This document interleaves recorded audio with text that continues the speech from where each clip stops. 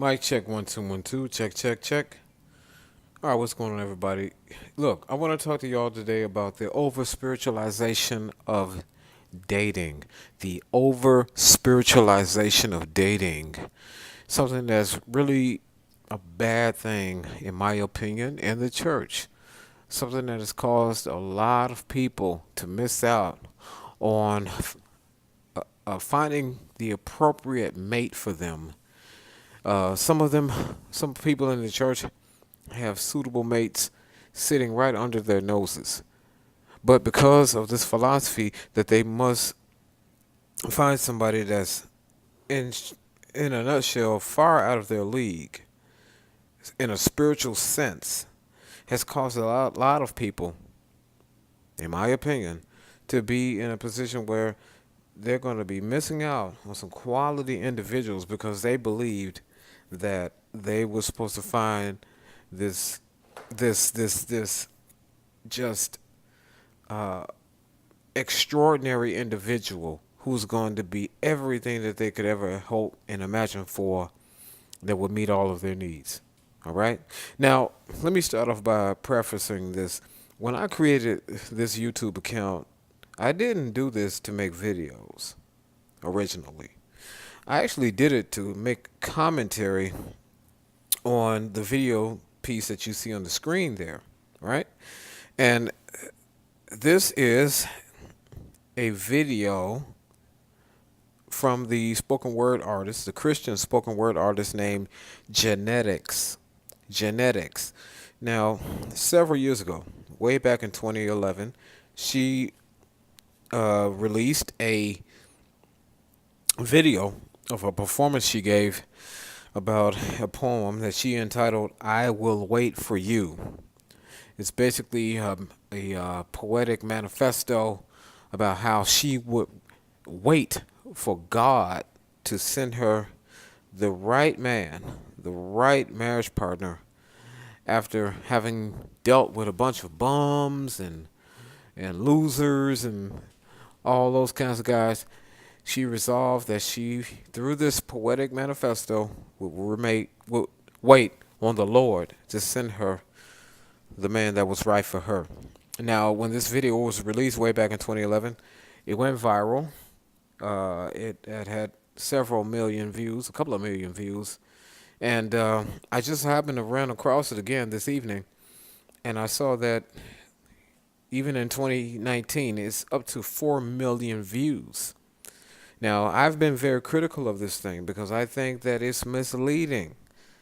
I think it, for all of its well intentions, I think for all of its good intentions, that it has misled a lot of young ladies into thinking that in order to be satisfied and in order to find that man and that mate that you want, you have to sit there and embrace the spiritual philosophy of waiting on the Lord. All right. And I'm here to refute that because I think that's something that is part of this esoteric, spiritual, over spiritualizing of what it means to acquire a mate, you know. And let me just go into a little more background with this real quickly.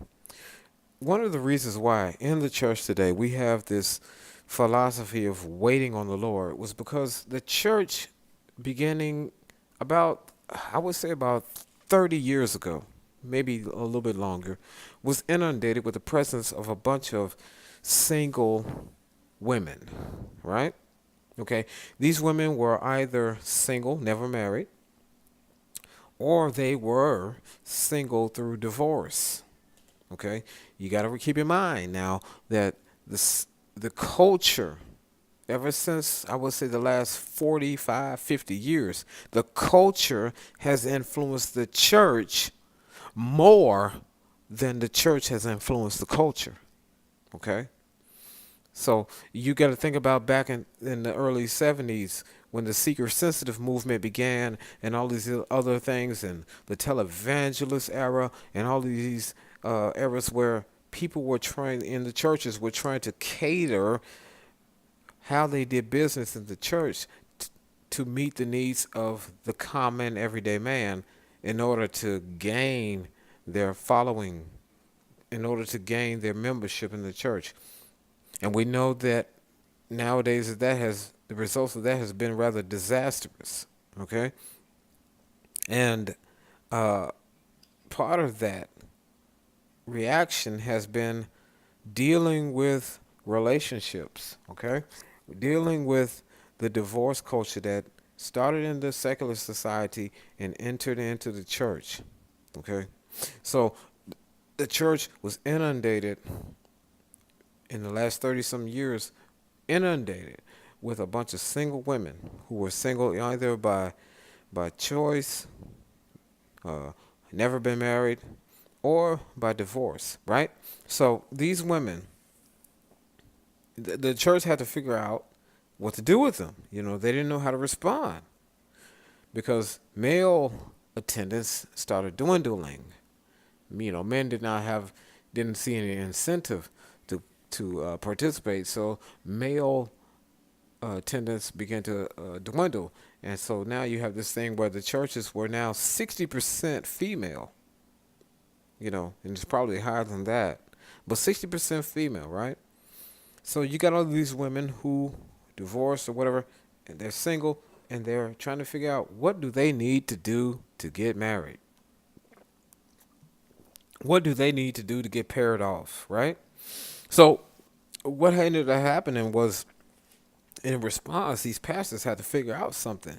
These leaders had to figure out something. So they started teaching this doctrine of singleness. Singleness. Okay? They started teaching singleness as a spiritual doctrine, as a spiritual discipline. And basically, what they do to use that, the foundation of this teaching was none other than a very popular section of scripture in the New Testament from 1 Corinthians chapter 7. Now, many people are very familiar with 1 Corinthians chapter 7 when Paul is talking about marriage and singleness and things of that nature and all of that. And an entire theology, so to speak, was built on that one chapter to deal with the problem of singleness, right?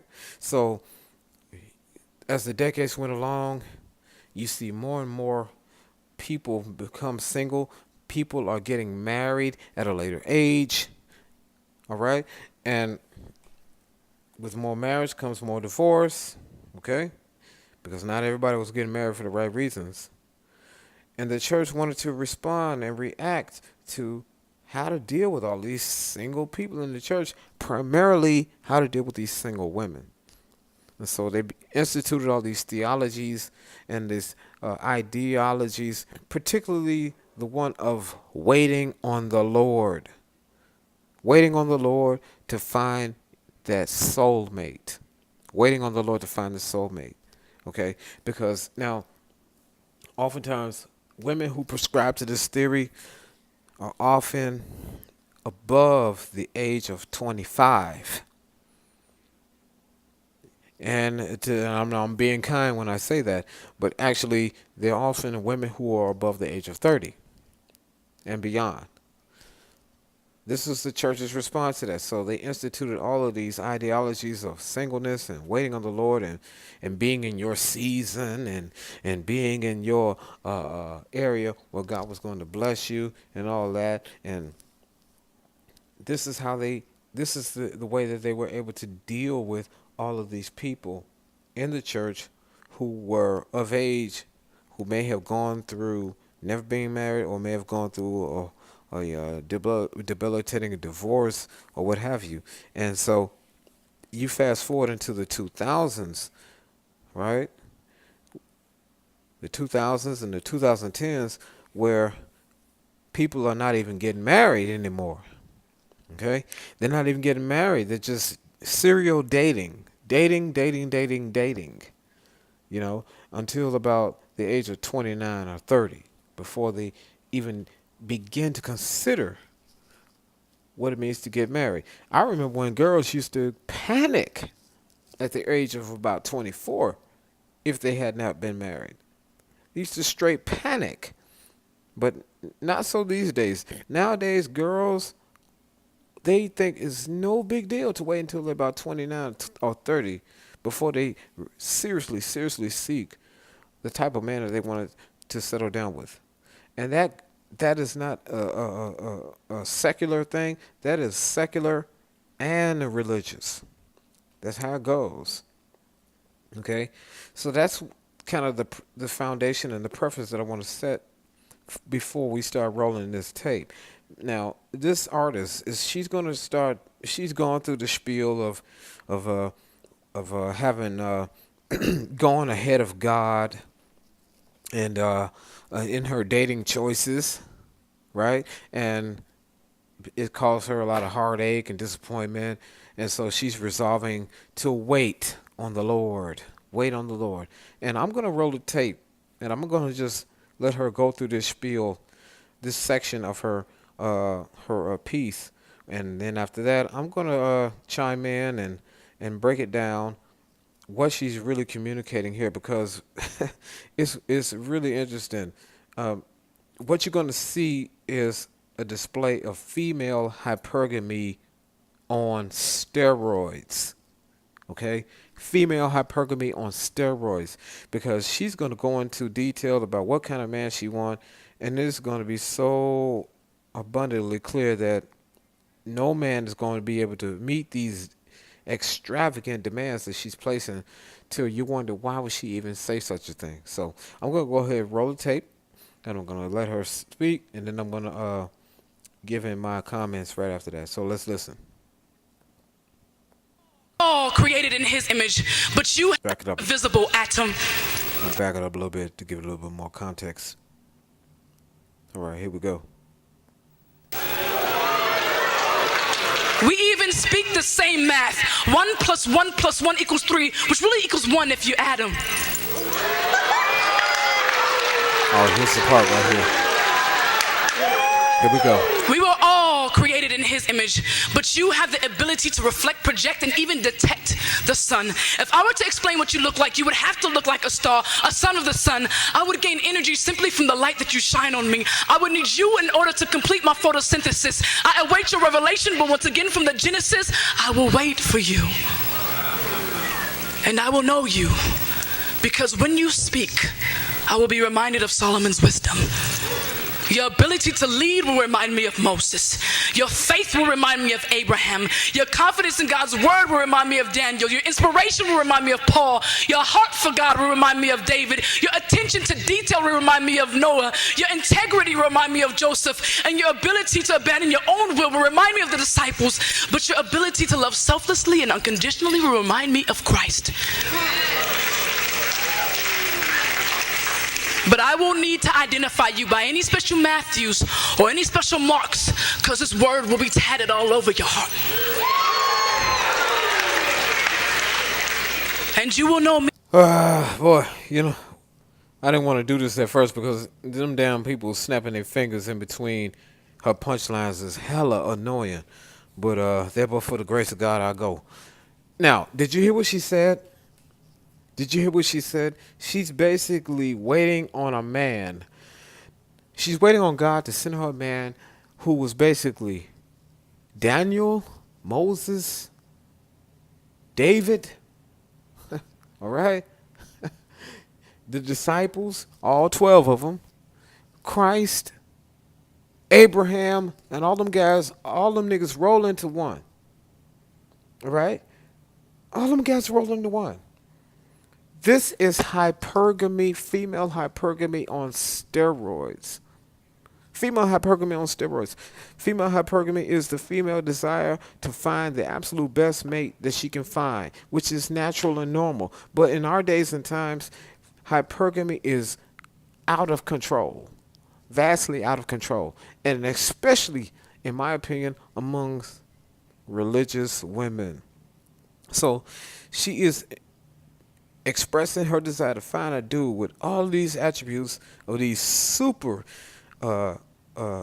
special, highly inspired men from the scriptures, and she didn't think nothing of it. Now, if you're a young lady watching this, ask yourself this question. How many dudes you know in your church? All right? How many dudes you know in your church that actually contain at least two of these attributes? How many guys you know from your church that get all of these things? David, Abraham, Noah, Solomon's wisdom, the 12 disciples, I said 12 of them, and Christ all roll into one. How many dudes you know like that in your, even in your family, let alone in your church? Huh? But that's what this chick is espousing. And this thing has been going on for this tape has been running for 8 years. Now, it went viral initially. Millions of views. And here it is, 2019, and this thing has 4 million views, and she is still espousing this sweet poison to young women. And they're going to believe that they can actually expect to sit there and wait on God to send them a man with all of these attributes.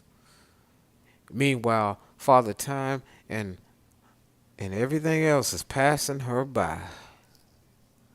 She talked about her biological clock, and she doesn't care about the biological clock because she knows the one that owns time. Well, you know what? That sounds good and dandy. And she's a reasonably attractive chick. And oh, by the way, let me just mention this real quick. You know, she ended up marrying a dude about a couple of years after this thing was released. It turns out the guy she married was in the audience the night that she performed this thing.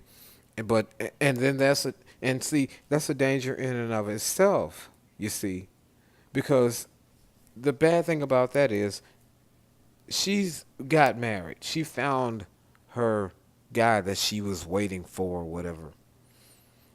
And the message that's communicated is, see, it worked for genetics, so it can work for you. It can work for this girl. It can work for that girl. Right? That's the message communicated. But see, I'm here to tell y'all that it don't work like that in every case. All right? This is not the norm. Most women who sit up in the churches who are waiting are not in her position.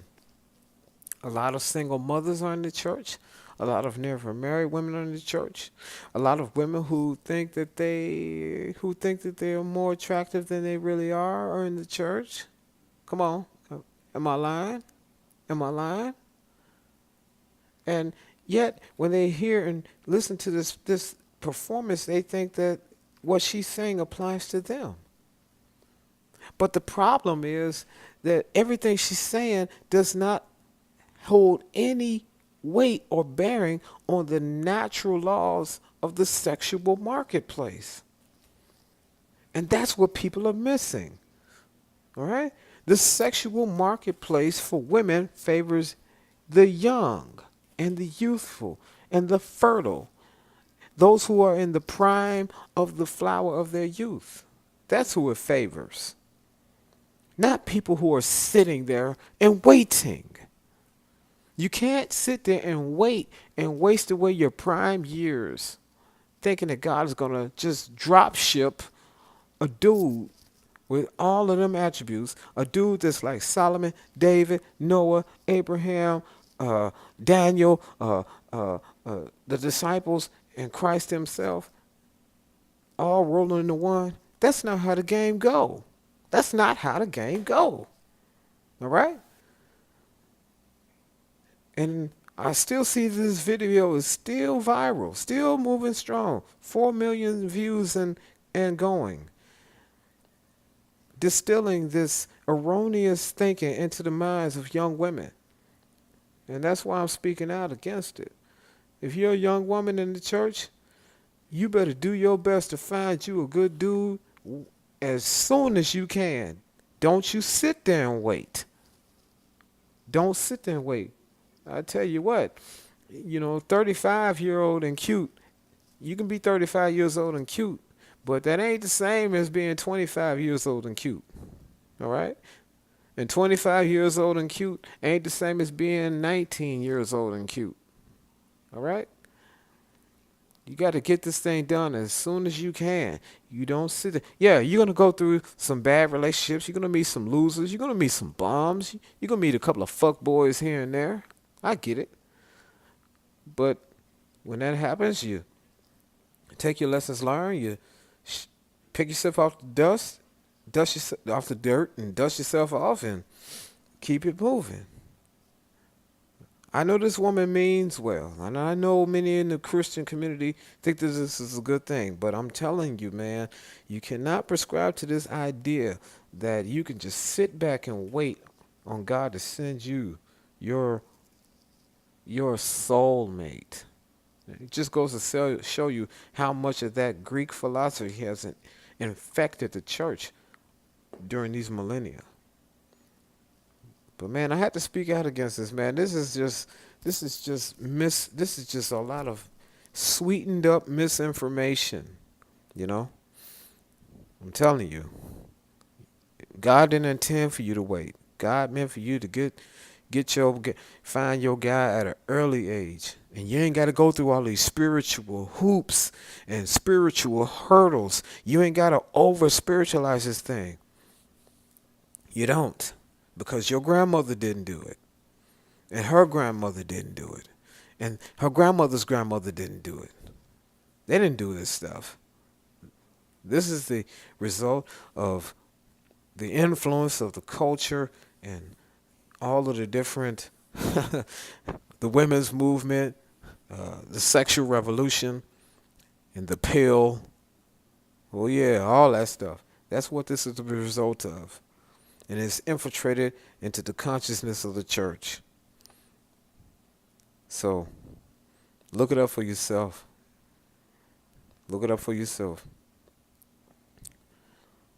That's all I got to say this time for this video.